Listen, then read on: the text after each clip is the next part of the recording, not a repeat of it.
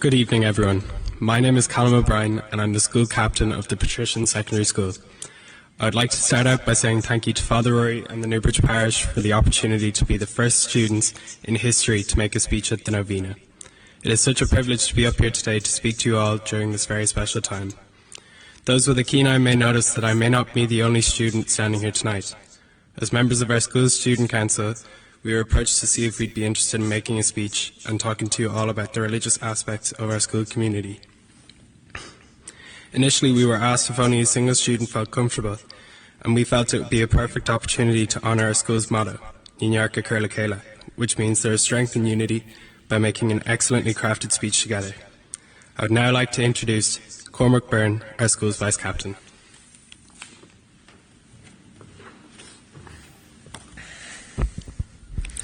Two roads diverge in a wood, and I took the one less travelled by, and that has made all the difference.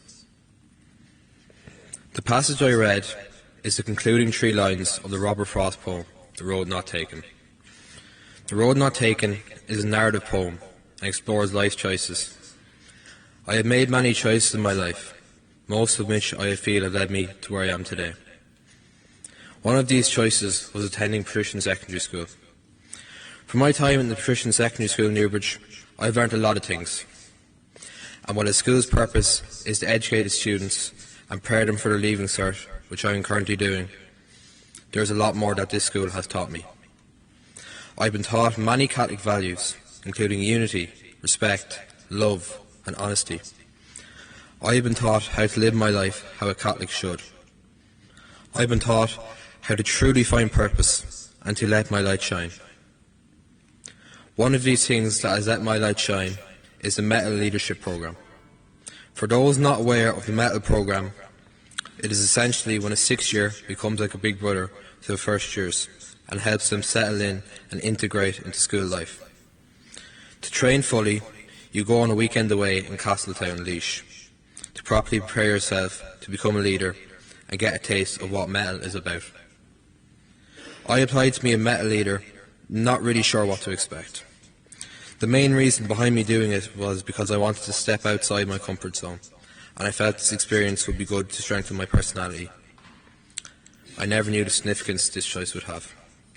I was eventually selected and went on this weekend trip away, not really sure what to expect.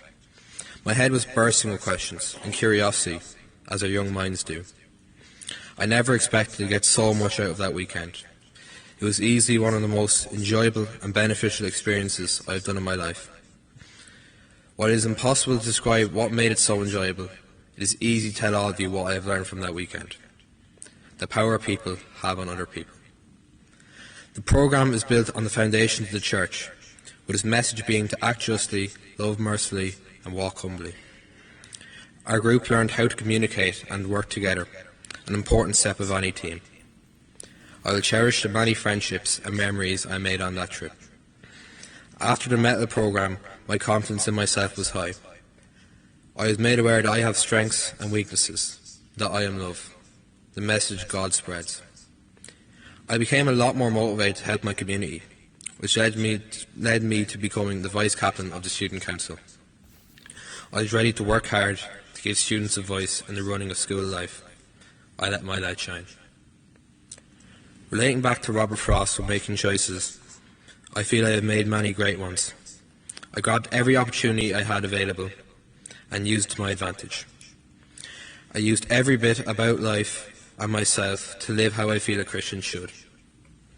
Of course, a lot of my time is currently occupied in studying for my leaving cert, but there is still time to live my life after that. I am only 18 years old. I am only starting to choose my path. My message is this: everyone in life has choices. Everyone has different paths in life. There is no right or wrong path. You can walk whatever path of life you wish to, and you will find, if you live how you feel a Christian should, that path will be the right path. Jesus will twist that path in your favour, as long as you let your light shine. I'd now like to introduce Michael Magbo to talk about his experiences.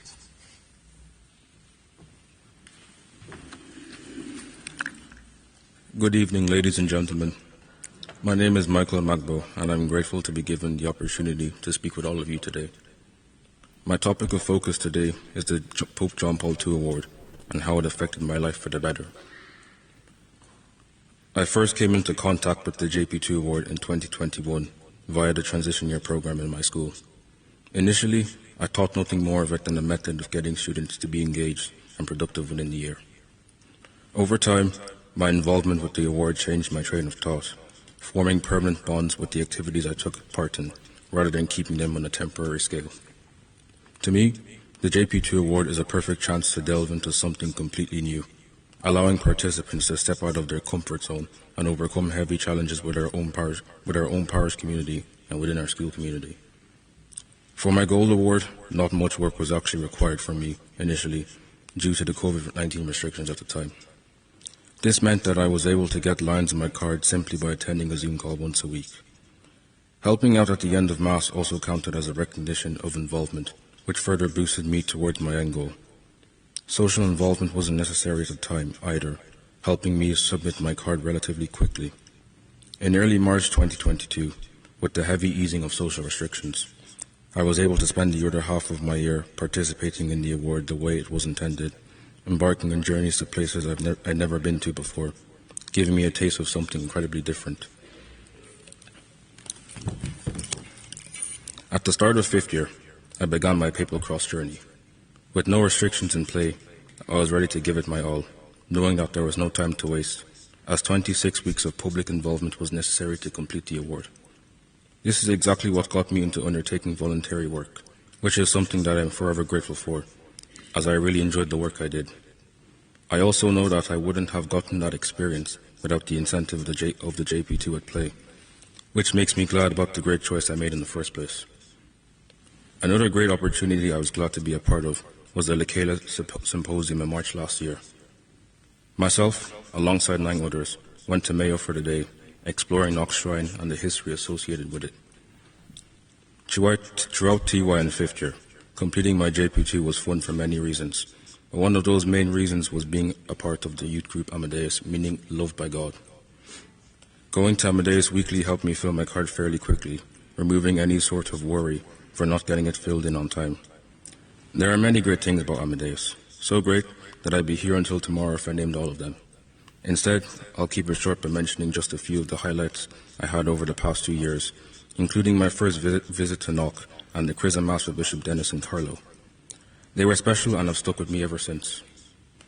Even though I have finished all of my work in order to receive my 3rd Pope John Paul II Award, I have continued with my ministry, and I am still enjoying my faith group Amadeus. For me, it very quickly stopped being about filling the lines on the card, and more about strengthening the friendships I made along the way. I will now pass you over to my classmate Adiola, who will conclude our reflections tonight.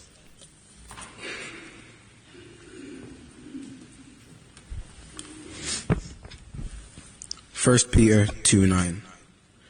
But you are a chosen generation, a royal priesthood, a holy nation, his own special people. We are a chosen generation. These words are so simple, yet so significant on how we should live our lives. You are a chosen generation. For the creator of the universe to say that to you, well, you must be pretty special. A holy nation. We have been called to do great things.